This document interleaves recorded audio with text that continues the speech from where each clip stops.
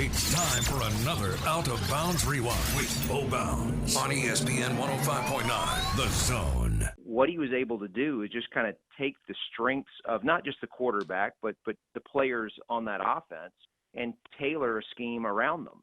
And so the first year, he had Blake Sims, but he also had Amari Cooper.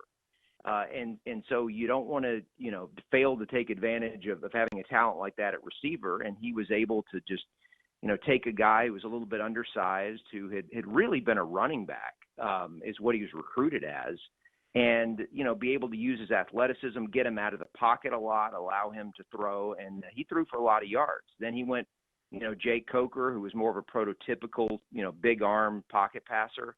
And then Jalen Hurts, who that wasn't the plan going into the year, but obviously in the season opener, Hurts beat out Blake Barnett.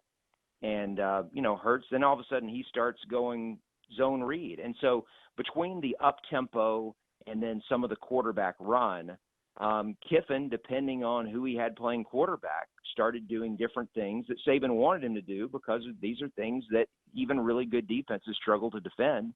And so because of that, I don't think it really matters who his quarterback is at Ole Miss. He's shown that he can take guys with different skill sets, and he's going to build an offense around them, and they'll win. And so depending on, who the guy ends up being, I have no doubt that, he's got enough talent around him that he's going to be able to move the ball and score a lot of points. And that the thing that he's added now that he didn't have, or didn't use, he didn't have the authority to do it as the offensive coordinator under Saban, was to make a lot of decisions based on analytics. And that's something that you saw him do at FAU, where going for it on fourth down a lot more than most teams do. I think you're going to see a lot of that at Ole Miss. And so it's a different, more aggressive way of playing offense, and that's the direction that this sport is headed.